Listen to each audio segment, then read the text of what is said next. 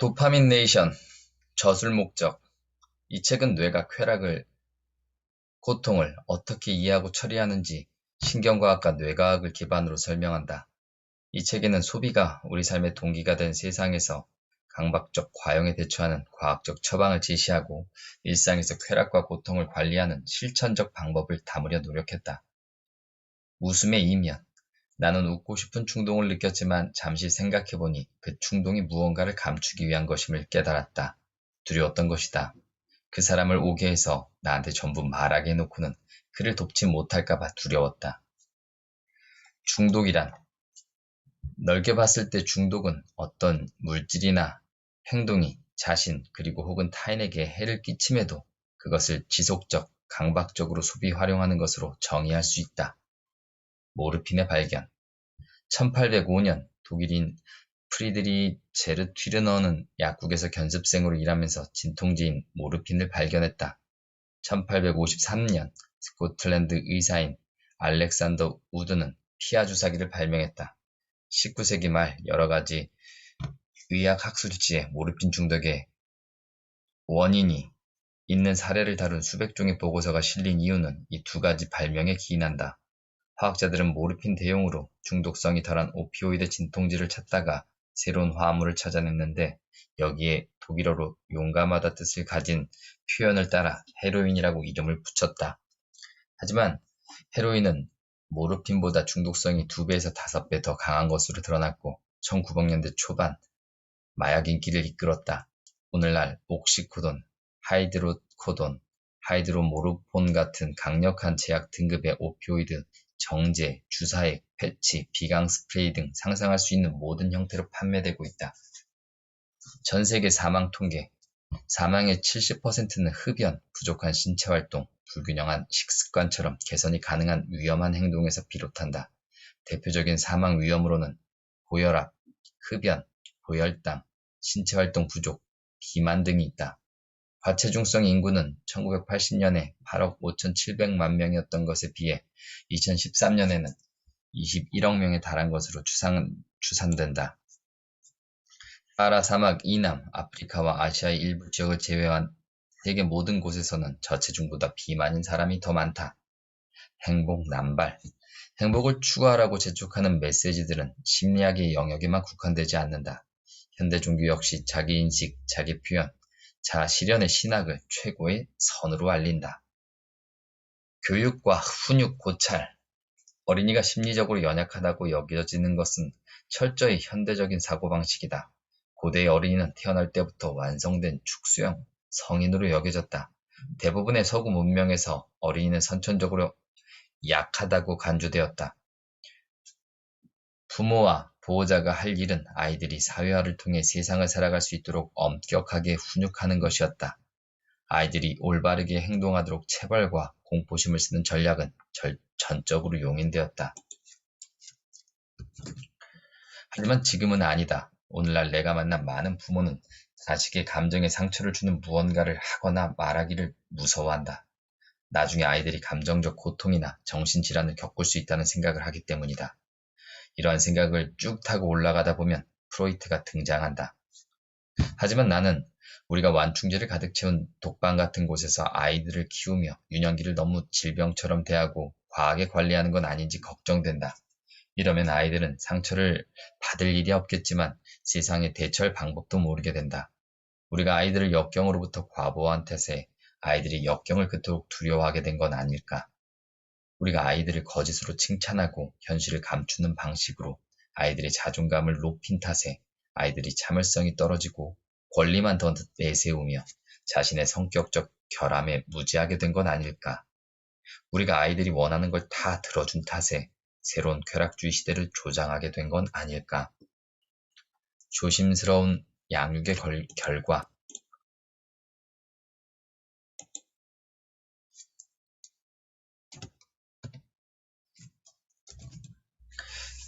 개인적으로 지난 30년 동안 데이비드와 케빈 같은 환자의 수는 갈수록 늘고 있다. 든든한 가족, 질 높은 교육, 재정적 안정성, 양호한 건강 등 인생의 모든 혜택을 누리면서도 과도한 불안감, 우울감, 신체적 고통을 스스로 키우는 듯한 이들 말이다.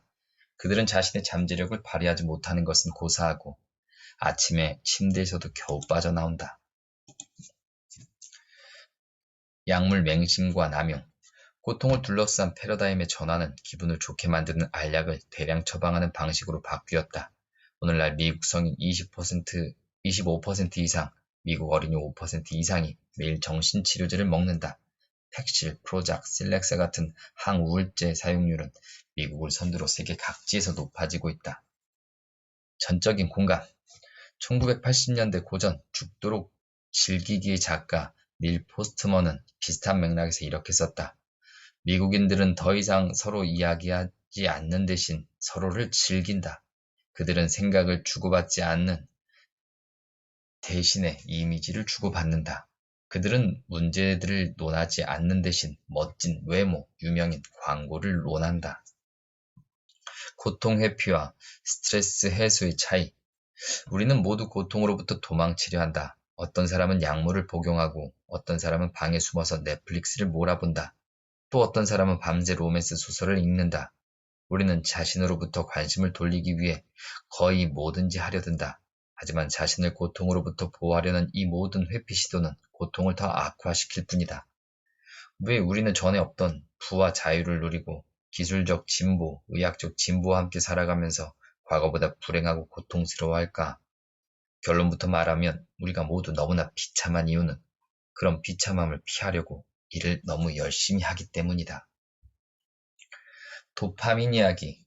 도파민은 인간 뇌의 신경 전달 물질로 1957년에 처음 발견되었는데 2명의 과학자가 따로따로 확인한 결과였다. 스웨덴 룬드에서 아르비드 칼손과 그의 팀이 그리고 런던 외곽에 적을 둔 캐슬린 몬터규가 그 주인공이다. 도파민은 보상 과정에 관여하는 유일한 신경 전달 물질은 아니지만 신경과학자들 대부분은 도파민이 그중 가장 중요하다는 데 동의한다. 도파민은 보상 그 자체의 쾌락을 느끼는 과정보다 보상을 얻기 위한 동기부여 과정에 더 큰 역할을 한다. 그래서 유전자 조작으로 도파민을 만들 수 없게 된 쥐들은 음식을 찾지 못하고 음식이 코앞에 놓여 있어도 굶어 죽지만 음식을 입 안으로 바로 넣어주면 음식을 씹어서 먹으며 그걸 즐기는 것처럼 반응한다. 도파민 비유. 투수는 시냅스 전 누런이고 포수는 시냅스 후 뉴런이다. 투수와 포수 사이의 공간은 시냅스 틈새다. 공이 투수와 포수 사이에서 던져지는 것처럼 신경 전달 물질은 뉴런들 사이를 오간다. 뇌에서 전기 신호를 조절하는 화학적 메신저인 셈이다. 저울의 비유. 쾌락과 고통의 저울은 평형을 유지하려고 한다. 한쪽이나 다른 쪽으로 오랫동안 기울어져 있고 싶어 하지 않는다. 그래서 저울이 쾌락 쪽으로 길어질 때마다 저울을 다시 수평 상태로 돌리려는 강력한 자기조정 메커니즘이 작동한다. 이러한 자기조정 메커니즘은 의식적 사고나 별도의 의지력을 필요로 하지 않는다. 그저 반사작용처럼 균형을 잡으려 한다. 더 강한 자극. 우리는 쾌락이 없으면 먹거나 마시거나 번식하지 않을 것이다. 그리고 고통이 없으면 상처나 죽음으로부터 자신을 보호하지 않을 것이다. 반복적인 쾌락으로 우리의 신경 설정값이 높아지면 우리는 자신이 가진 것에 절대로 만족하지 않고 언제나 더 많은 것을 바라면서 끝없이 갈등할 것이다. 교차 중독과 고통 참기. 간혹 중독에서 벗어나기 위해 대마초를 니코틴으로 비디오 게임을 외설물로 바꿔도 되냐고 묻는 이들이 있다. 이는 효과적인 장기 전략이 아니다. 그렘린들을 이겨내고 저를 쾌락 쪽으로 기울일 만큼 강력한 보상이라면 그 자체로 중독성이 있어서 하나의 중독에서 다른 중독으로 바뀌는 결과를 야기할 수 있다.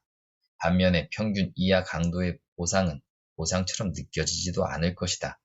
그래서 우리가 고도의 도파민 보상을 받으면 평범한 쾌락으로부터 기뻐하는 능력을 잃게 되는 것이다. 고통을 없애라고 줄 수 있는 건 모두 중독성이 있어요. 우리로선 중독 하나를 다른 중독과 맞바꾸고 싶진 않으니 당신이 고통을 참기만을 바랄 뿐이에요. 하지만 이건 기회이기도 해요. 생각, 감정, 고통을 비롯한 감각을 떠나서 자신을 살펴볼 기회죠. 이렇게 하는 걸 마음 챙김이라고 부르기도 해요. 중독 완화. 중독의학 분야에서 계속되고 있는 논란은 중독 대상에게 심하게 기대었던 사람들이 그 대상에 적당히 위험 없이 기대는 일이 가능한가 하는 것이다. AA의 수십 년간 축적된 지식에 따르면 중독자들에게 선택지란 절제뿐이다. 하지만 최근 증거에 따르면 과거의 중독 기준에 살짝 걸쳐있던 일부 사람들, 절제된 방법으로 자신의 중독 대상에 다시 기댈 수 있다. 내 임상 경험에서도 이것은 참이다.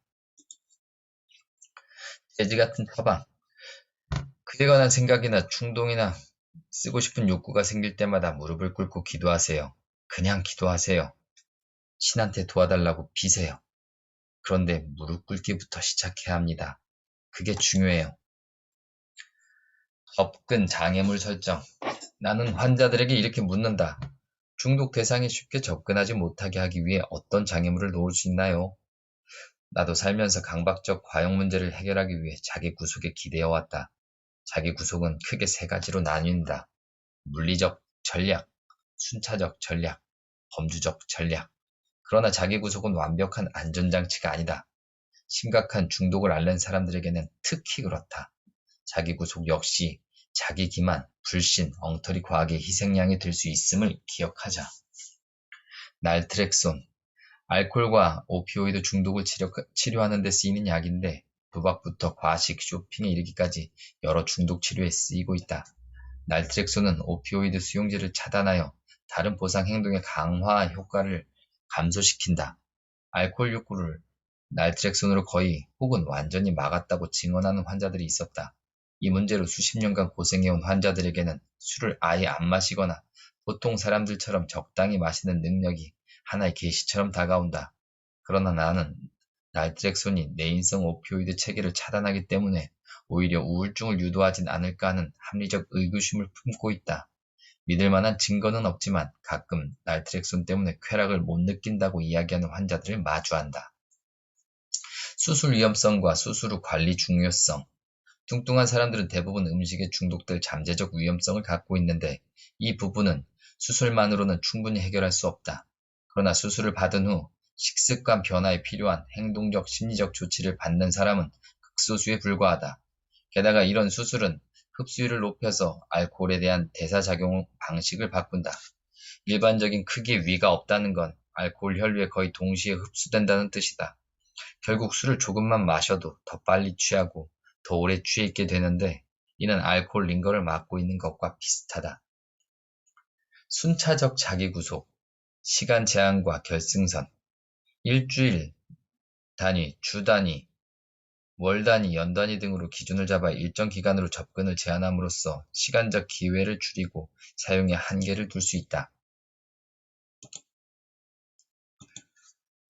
예를 들어 휴일에만 쓸 거야, 주말에만 쓸 거야, 목요일 전에는 절대 안 쓸 거야, 오후 5시 전엔 절대 안 쓸 거야 하면서 다짐하는 식이다.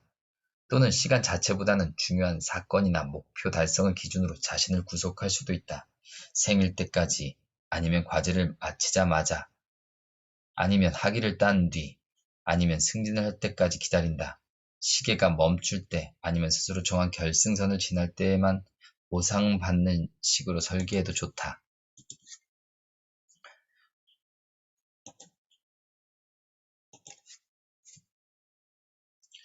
즉각적 만족. 요즘은 사방에서 도파민이 넘쳐난다. 그래서 우리는 즉각적인 만족에 길들여져 있다. 우리가 뭔가를 사고 싶으면 그 다음날 문간에 그게 떡하니 놓여있다. 우리가 뭔가를 알고 싶으면 곧바로 화면에 답이 나타난다. 결국 우리는 무언가를 곰곰이 생각해서 알아내거나 답을 찾는 동안 좌절하거나 자신이 바라는 걸 기다려야 하는 습관을 잃고 있다.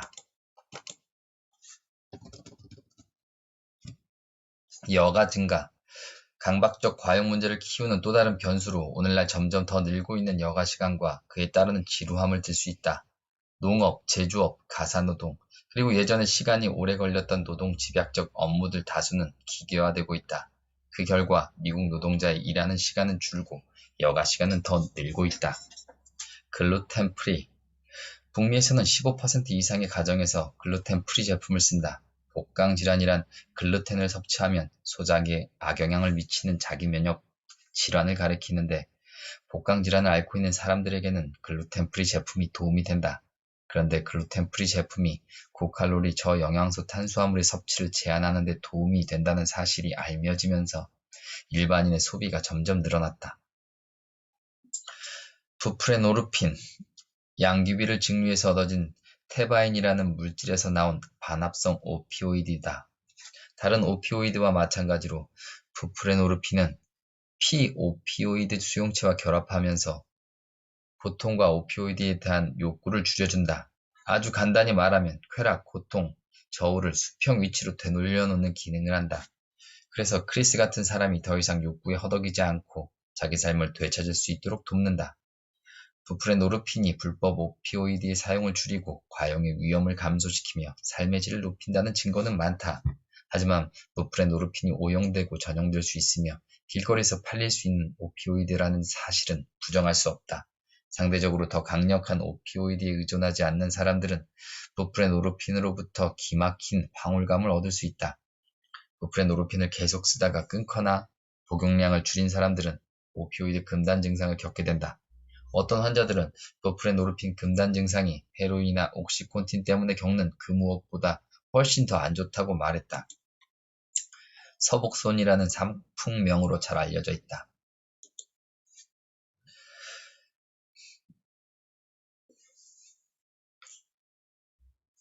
약물이 준 유대감과 친밀감. 오피오이드를 쓰는 동안 크리스는 자신이 찾고 있었다고 생각한 모든 것이 갑자기 가까운 곳에 있는 듯한 느낌을 받았다. 그렇다. 그는 행복한 기분을 느꼈는데 중요한 건 그게 아니었다. 중요한 건 유대감이었다. 그는 친척들과 다른 지인들과 연락하고 대화하고 이야깃거리를 공유하고 서슴없이 털어놓기 시작했다. 그러나 약에 취해 있을 땐 그 관계가 진짜처럼 느껴졌지만 없을 때는 그 느낌이 사라졌다. 결국 그는 약물이 만들어낸 친밀감은 오래가지 못한다는 것을 깨달았다.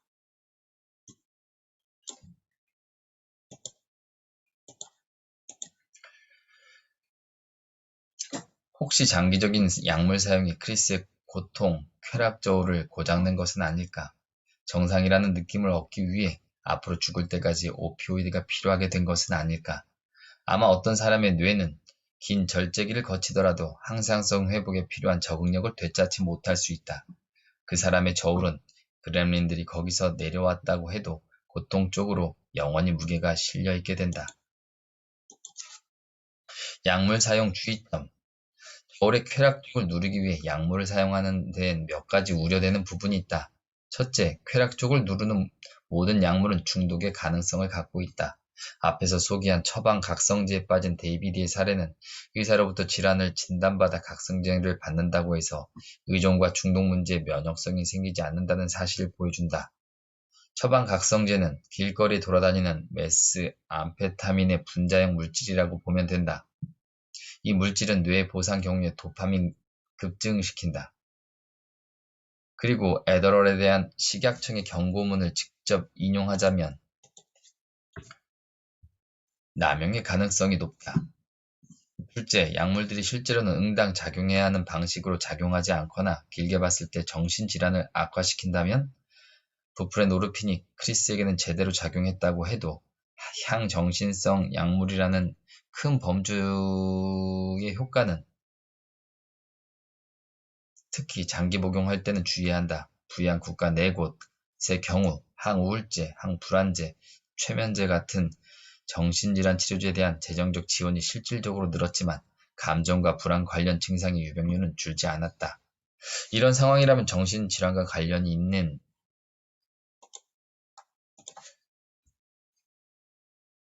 있는가?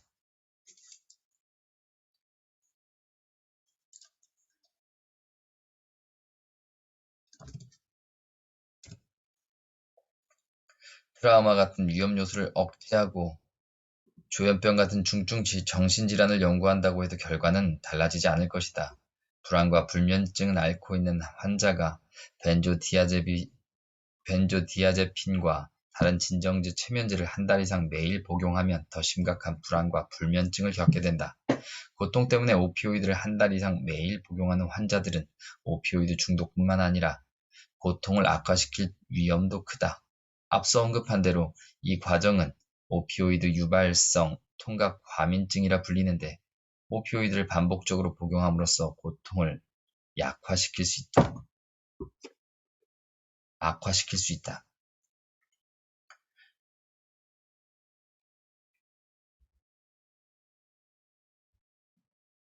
주의력 결핍 장애에 처방되는 애더럴이나 리탈린 같은 약제는 단기 기억력과 주의력을 향상시킨다.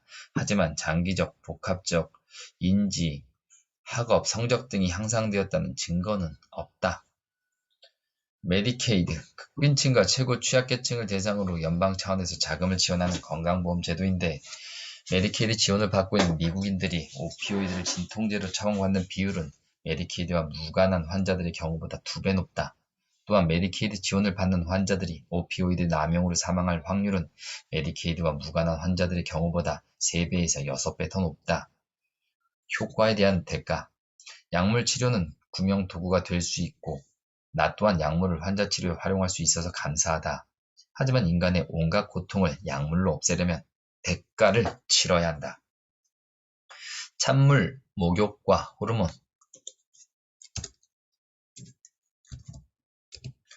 도파민은 찬물 목욕 중에 꾸준히 증가했고 목욕을 끝낸 후에도 1시간 동안 증가 상태를 유지했다.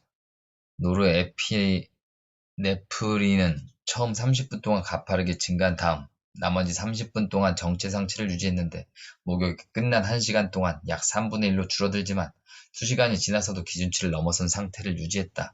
도파민과 노르에피네프린의 수치는 고통 자극 자체를 잊어먹을 만큼 잘 유지되었다. 이는 마이클이 나온 직후에 몇 시간 동안 기분이 참 좋아요 라고 한 발언을 뒷받침한다. 찬물, 입욕이 인간과 동물의 뇌에 미치는 영향을 살펴본 다른 연구들에서도 모노아민 신경전달 물질의 증가를 확인할 수 있다. 모노아민 역시 쾌락, 동기부여, 기분, 식욕, 수면 각성 정도 등을 조절하는 신경전달 물질이다. 모노아민. 고통과 쾌락. 누구나 한 번쯤은 고통이 쾌락으로 바뀐 경험이 있을 것이다. 소크라테스와 마찬가지로 한동안 아팠다가 기분이 나아진 걸 느꼈거나 운동 후 러너스 하이를 느꼈거나 무서운 영화를 보고 설명할 수 없는 카타르시스를 느꼈을 수도 있다. 고통이 우리가 쾌락에 지불하는 대가인 것처럼 쾌락 역시 우리가 고통을 통해 얻는 보상이다.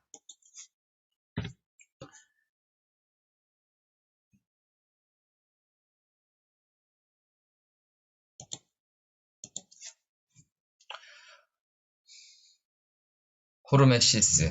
호르메시스는 추위, 열기, 중력 변화, 방사선, 음식 제한, 운동 등 해롭거나 고통스러운 자극이 조금 혹은 적당하게 주어졌을 때 긍정적인 효과를 연구하는 과학의 한 분야이다. 호르메시스는 실행하다, 압박하다, 강권하다라는 뜻을 가진 고대 그리스어 호르메인에서 유래됐다. 운동 효과. 운동은 도파민, 세로토닌, 노르에피네프린, 에피네프린, 엔도카나비노이드, 내인성 오피오이드, 펩티드 등 긍정적인 기분 조절과 관련된 다수의 신경 전달 물질을 증가시킨다. 또한 새로운 누런을 만들고 악교세포를 유지하는 역할도 한다. 더 나아가 약물에 중독될 가능성을 낮추기까지 한다. 저자의 가설. 난 뭔가에 중독되고자 하는 현대인의 기호에 대해 가끔 궁금해지는 부분이 있다. 우리가 중독에 빠지는 이유는 혹시 신체가 살아있음을 느끼기 위해서는 아닐까 하고 말이다. 단순 진리. 내가 내 환자들에게 늘 얘기하지만 하루에 30분 동네를 걷는 것만으로도 차이를 만들 수 있다. 상대적 고통. 두 가지 고통이 신체의 다른 부위에 동시에 일어나면 상대적으로 강한 고통이 다른 고통을 약화시킨다.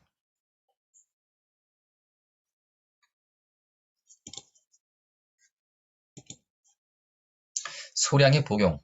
참여자들은 위약이 아닌 LDN을 복용하는 동안 통증 점수가 훨씬 더 많이 감소하는 경험을 했다. 그들은 LDN을 복용하는 동안 일반적인 생활 만족도가 높아지고 기분도 더 좋아졌다고 밝혔다. 전기치료. ECT는 오늘날에도 여전히 의학적으로 쓰이고 있는데 훨씬 더 인도적인 방식으로 사용되고 있다. 먼저 근육 이완제와 신경근 차단제로 고통스러운 근육 위축을 막는다. 그리고 마취제로 환자들이 시술받는 동안 수면 상태에서 의식이 거의 없도록 조치한다. 그래서 오늘날에는 이 치료에서 고통 자체가 매개 요인이라고 말하긴 어렵다. 관계 맺는 훈련 후 기분. 지금 저의 인생이 얼마나 달라졌는지 모르실 거예요. 경계심도 줄었고요. 사람들과 대화하는 일 피하려고 미리 열심히 계획을 짤 필요도 없게 됐어요. 사람으로 가득 찬 열차를 피하려고 다음 열차, 그 다음 열차를 기다렸다가 지각하는 일도 없어졌어요. 사람들을 만나는 게 정말 즐거워요. 별도의 보상. 저자들은 이렇게 결론을 내렸다. 쳇바퀴 뛰기는 별도의 먹이 보상이 없더라도 보상의 경험을 줄 수 있다. 이는 먹이 찾기와 무관한 동기부여 시스템의 중요성을 시사한다. 큰 보수가 많은 일을 하게 하는 것인가? 2002년 당시 소득 상위 20%가 하위 20%보다 2배 더 오래 일할 가능성이 크다고 보고됐는데 그 흐름은 지금도 이어지고 있다. 경제 먹이 사슬의 꼭대기에 있는 사람들에게 더 큰 보상이 주어지기 때문에 이러한 변화가 나타난다는 게 경제학자들의 추측이다.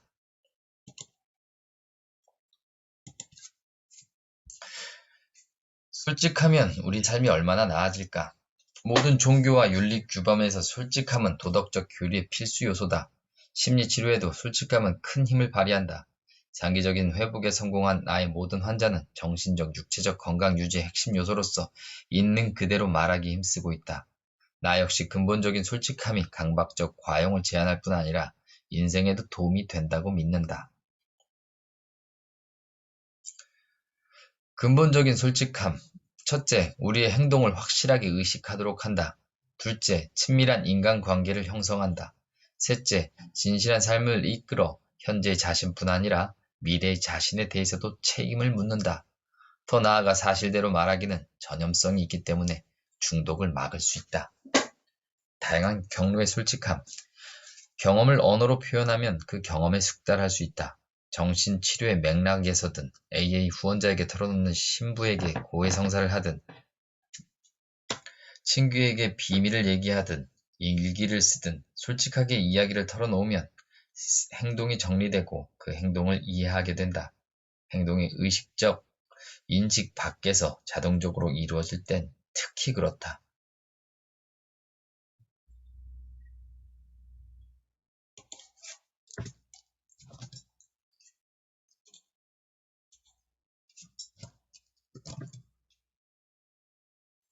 솔직함이 관계를 개선. 있는 그대로 말하기는 주변 사람들을 끌어당기는 힘이 있다. 자신의 약점을 서슴없이 드러날 때 특히 그렇다. 이는 반직관적이다. 우리는 자신의 바람직하지 못한 면을 드러내면 사람들이 떠나갈 거라고 생각한다. 사람들이 내 성격적 결함이나 일탈 행위를 알면 거리를 둔다는 게 논리적으로는 타당해 보인다. 하지만 실제로는 반대다. 솔직할수록 사람들은 더 가까이 다가온다. 당신의 엉망인 모습을 통해 자신의 약점과 됨됨이를 돌아보고 의심, 두려움, 나약함이 자신만의 약점이 아님을 알게 되면 안심하고 마음의 문을 열게 된다. 경두계 직류 자극법. 연구자들은 경두계 직류 자극법이라는 방법을 활용해 전기로 참가자들의 전두엽 대뇌 피질의 신경 흥분성을 높였다. 전두엽 피질은 우리 뇌의 앞쪽, 이마 바로 뒤쪽에 있는데 의사결정, 감정 조절, 미래 계획에 관여한다. 스토리텔링에 관여하는 부위이기도 하다. 해보고 싶은 롤플레이. 두 사람씩 짝을 지어서 자신이 바꾸고 싶은 습관을 논의하고 그 변화를 위해 자신이 취할 법한 조치에 대해 이야기하세요. 왜 바꾸고 싶으시죠? 그는 동기강화 상담법의 표준 질문을 활용해 질문했다. 동기강화 상담법은 임상심리학자인 윌리엄 밀러와 스티븐 롤릭이 내적 동기를 살피고 모순을 해결하기 위해 개발한 상담 접근법이다. 자아성찰, 행위로서의 독성. 나는 나를 위한 즐거움보다 내 가족과 내일에 더 큰 가치를 두고 있다. 내 가치관에 따라 살기 위해선 강박적이고 현실 도피적인 독서를 멈출 필요가 있었다.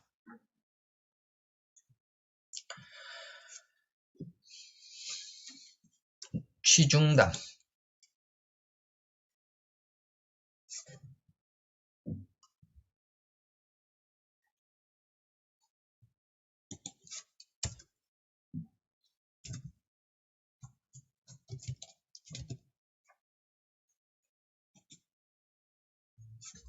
AA 모임에는 취중담이라는 유명한 현상이 있다. 가르치고 배우기 위한 목적이 아닌 재미를 주고 자랑하려는 목적으로 공유되는 대담한 취중행위에 대한 이야기를 가리킨다. 취중담은 회복을 장려하기보다는 욕구를 유발하는 경향이 있다. 솔직한 자기 고백과 꾸며진 취중담은 그 내용, 말투, 억양, 감정 등의 미묘한 차이로 알 수 있다. 내 고통의 근원, 엄마가 현실과 다른 나의 모습을 바란다고 내가 분개한 일에 대해 말하자면 나도 그녀에게 똑같이 잘못했다는 사실을 갑자기 충격적일 만큼 명확히 깨달았다. 나는 엄마를 있는 그대로 받아들이길 거부했다. 테레사 수녀처럼 갑자기 우리 집엔 나타나 내 남편과 아이들을 포함한 우리 모두를 내가 원하는 방식으로 보살펴 주기를 바랐다. 나는 엄마와 할머니라면 꼭 갖춰야 한다고 생각한 이상적인 모습으로 엄마가 살길 바랐다. 저자의 노력. 나는 모든 인간관계에서 있는 그대로 말하기를 계속 실천해 보고 있다. 물론 항상 성공하진 못하고 본능적으로 남 탓을 하고 싶을 때도 많다. 하지만 부지런히 시도하고 있다. 거짓짜기, 소셜미디어. 정신분석가 도널드 위니컷은 1960년대 거짓자기라는 개념을 도입했다. 위니컷에 따르면 거짓자기는 참기 힘든 외적 요구와 스트레스 요인을 막기 위해 스스로 만든 페르소나다. 위니컷은 거짓자기를 만들면 깊은 공허감에 빠지게 된다고 말했다. 소셜미디어는 거짓자아가 넘쳐나는 곳이다. 우리로 하여금 거짓자기를 훨씬 더 쉽게 만들 수 있게 했고 우리 삶을 현실과 동떨어진 서사로 관리하도록 부추기고 있다. 거짓자의 해결책은 진정한 자아를 발견하고 인정하는 것이다. 이를 위해서는 근본적인 솔직함이 필요하다. 근본적인 솔직함은 우리를 자신의 존재에 붙들어 놓고 세상의 현실을 느끼게 한다. 또한 온갖 거짓말을 고집하는데 필요한 인지 부하를 줄이고 매 순간을 더 진심으로 살도록 하는 정신적 에너지를 만든다. 긍정의 전파. 임상에서 가족 구성원 한 사람이 중독에서 회복하면 이내 다른 구성원도 긍정적으로 변화하는 경우를 종종 본다. 남편이 술을 끊으니까 부인이 외도를 멈춘 경우, 부모가 대마를 그만 피우니까 자녀도 똑같이 그만하는 경우도 있었다. 여유 대 결핍의 사고방식. 주변 사람들이 나와의 약속을 지키고 있는 그대로를 이야기할 때 우리는 세상과 미래에 대해 긍정적인 기대를 갖게 된다. 세상이 질서 있고 예측 가능하며 안전한 곳이 될 수 있다는 믿음이 생긴다. 무언가 부족하더라도 상황이 괜찮아질 거라는 확신하게 된다. 이것이 바로 여유 있는 사고방식이다. 반면에 주변 사람들이 거짓말하고 약속도 안 지킬 때 우리는 미래에 대해 믿음을 잃게 된다. 세상은 질서 있거나 예측 가능하거나 안전한 곳이 될 거라고 기대할 수 없는 위험한 곳이 된다. 우리는 경쟁적인 생존 모드로 들어가 장기간의 이득보다 당장의 이득을 선택하게 된다.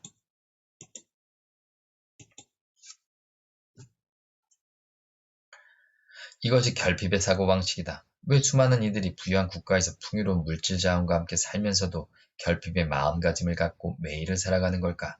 앞서 확인한 것처럼 너무 많은 부는 문제의 원인이 되기도 한다. 도파민 과부하는 보상을 미루는 능력을 저하시킨다. 그 결과 우리는 풍요 속에 있으면서도 빈곤함을 느낀다. 여유 속에서 결핍의 마음가짐이 생겨나는 것처럼 결핍 속에서도 여유 있는 마음가짐을 가질 수 있다. 심리적 여유는 물질 세계 너머의 원천에서 비롯된다. 우리 바깥에 무언가를 믿거나 그것을 위해 매진하는 자세, 그리고 인간적인 유대감과 의미로 가득한 삶을 만들려는 노력은 비록 가난에 처해 있더라도 우리에게 여유 있는 마음가짐을 갖게 한다. 드레이크 사례의 역설. 미국 사회에서 드레이크의 인종적 계급적 특권이 그가 중대한 과오를 극복하는 데 어떤 영향을 미쳤는지 드레이크의 사례만으로는 설명할 수 없다. 그가 가난한 유색 인종이었다면 결과는 꽤 달랐을지 모른다. 솔직하게 도전. 내게 솔직하기란 매일의 도전이다. 내겐 이야기를 살짝 꾸며서 나를 돋보이게 하거나 나의 나쁜 행동을 변명하고 싶어하는 마음이 늘 있다. 그런 충동을 이겨내려고 지금도 최선을 다하고 있다. 렉사프로 약물. 렉사프로는 신경전달 물질인 세르토닌을 조절하는 항우울제다. 이를 평균 복용량은 10에서 20mg이다. 로리의 복용량은 보통의 6배, 120mg이 넘었다. 항우울제는 일반적으로 마약처럼 오용되지만 오용되지 않지만 나는 최근 몇 년간 그런 경우들을 심심치 않게 보았다. 로리가 체중 감량을 위해 받았던 수술이 음식과 약질을 흡수하는 데 문제를 일으킨 건 사실이었지만 그렇게 다량의 항우울제가 필요한 경우는 정말 드물었다. 분명 다른 일이 벌어지고 있었다. 화제를 전환하며 방식의 변화를 줌. 난 한숨을 쉬었다. 이야기를 바꿔보죠. 나는 우리의 힘겨운 출발을 이겨내길 바라며 말했다. 당신의 인생을 짧은 자서전처럼 이야기해주세요. 어디서 태어났고, 누가 당신을 키웠으며, 어렸을 때 어땠는지, 그리고 인생의 중대한 사건들도 들려주세요. 현재까지 쭉 이야기해주세요. 수치심과 죄책감. 교과서적인 설명은 이런 식이다. 수치심이 우리 자신을 나쁘게 느끼게 하는 감정이라면 죄책감은 긍정적인 자아를 지키면서도 자신의 그릇된 행동을 인정하는 감정이다. 수치심은 부적응적 감정, 죄책감은 적응적 감정인 셈이다. 파괴적 수치심과 친사회적 수치심. 상대가 우리에게 거부, 비난, 회피의 감정을 드러내면 우리는 파괴적 수치심의 사이클로 들어가게 된다. 파괴적 수치심은 수치심의 감정적 경험을 심화시키고 처음에 수치심을 느끼게 했던 행동을 완전히 고정시켜버린다. 반면에 상대가 우리를 더 가까이 두고 구원, 회복을 위한 손길을 내민다면 우리는 친사회적 수치심의 사이클로 들어간다. 친사회적 수치심은 수치심의 감정적 경험을 누그러뜨리고 수치스러운 행동을 멈추거나 줄이도록 도와준다. 친사회적 수치심의 유용성. 수치심이 공동체 번영에 쓸모있고 중요하다는 생각에 근거를 둔다. 수치심이 없으면 사회는 혼돈에 빠져버릴 것이다. 따라서 관습에 반하는 행동에 대해 수치심을 느끼는 건 적절하고 좋은 경험이다. 더 나아가 친사회적 수치심은 누구나 결점을 가졌고 실수할 수 있으며 따라서 용서할 수도 받을 수도 있다는 생각에 근거를 둔다. 옆길로 엇나간 사람을 내치지 않으면서 집단 규범을 고수하도록 하는 열쇠는 벌충을 위한 구체적인 조치를 명시한 수치심 이후에 할 일 목록을 만드는 데 있다. AA 모임에서의 치유. AA에서는 저 자신과 다른 사람들을 있는 그대로 받아들이는 법을 배웠어요. 지금은 사람들과 진정한 관계를 맺고 있어요. 그 안에 속해 있죠. 그 사람들은 진짜 저를 알아요. 솔직함이 친밀감을 만든다. 상호 간의 솔직함은 수치심을 없애는 동시에 친밀감을 길러준다. 우리가 결점을 갖고 있음에도 다른 사람들에게 받아들여질 때 그들과 나누는 깊은 유대감에서 이러한 따뜻한 감정이 커진다. 우리가 그토록 바라는 친밀감을 만드는 방법은 완벽함이 아니다. 실수를 바로잡는 데 다 같이 노력하고자 하는 우리의 의지가 친밀감을 높인다. 친밀감 폭발은 우리 뇌의 뇌인성 도파민 분비를 자극한다. 하지만 값싼 쾌락으로 급증하는 도파민과 달리 진실한 친밀감을 통해 급증하는 도파민은 적응성이 뛰어나고 활기를 되찾아주며 건강을 증진한다. 소속감, 우월감에 대하여 이러한 규칙들 중 다수는 과하고 불필요해 보인다. 하지만 참여를 강화하고 무임승차를 줄이며 집단선을 늘리는 효용 극대화의 관점에서 보면 이해가 가능하다. 그리고 무엇보다 이 팀의 아이들은 그러한 엄격함을 불평하면서도 좋아하는 듯하다. 교훈 같은 이야기. 환자의 이야기를 그들을 형성해 내 앞에 보이는 사람을 완성한 힘들을 한번 알고 나면 반감은 따뜻한 공감 속에 사라진다. 누군가를 진심으로 이해하는 일은 그 사람을 좋아하는 일이다. 그래서 나는 항상 의대생들과 레지던트들에게 환자의 이야기에 집중하라고 가르친다. 이야기는 환자의 인간성뿐 아니라 우리 자신의 인간성까지 되찾아준다. 결론. 나는 내 일에서 보람을 느끼는 측면에 초점을 맞춰서 환자를 돌보는 데 다시 집중하기로 마음을 먹었다. 오랫동안 환자들과 관계를 유지하고 세상의 질서를 가져오는 방법으로서 이야기에 몰입했다. 그렇게 함으로써 로맨스 소설에서 빠져나와 더 보람있고 의미 있는 경력을 쌓을 수 있었다. 이래서도 더 좋은 성과를 올렸는데 이러한 성공은 기대하지 않은 부산물이었지. 내가 갈망하는 바는 아니었다. 당장 영양가 없어 보이는 지금의 행동들이 실제로는 긍정적인 방향으로 축적되고 이것이 미래에 언젠가 나타날 거라는 믿음을 가져야 한다. 저울의 교훈을 실천해서 자신이 지나온 길의 빛을 돌아볼 수 있길 바란다. 저울의 교훈 1. 끊임없는 쾌락 추구는 고통을 낳는다. 2. 회복은 절제로부터 시작된다. 3. 절제는 뇌의 보상 경로를 다시 제자리에 맞추고 이를 통해 더 단순한 쾌락에도 기뻐할 수 있도록 한다. 4. 자기 구속은 욕구와 소비 사이의 말 그대로 초인지적 공간을 만드는데 이 공간은 도파민으로 과부하를 이룬 지금 세상에 꼭 필요한 것이다. 약물 치료는 항상성을 회복시킬 수 있다. 하지만 약물 치료로 고통을 해소함으로써 잃는 것은 무엇인지 생각해보라. 고통 쪽을 자극하면 우리의 평형 상태는 쾌락 쪽으로 다시 맞춰진다. 그러나 고통에 중독되지 않도록 주의하라. 근본적인 솔직함은 의식을 고취하고 친밀감을 높이며 마음가짐을 여유있게 만든다. 친사회적 수치심은 우리가 인간의 무리에 속해 있음을 확인시킨다.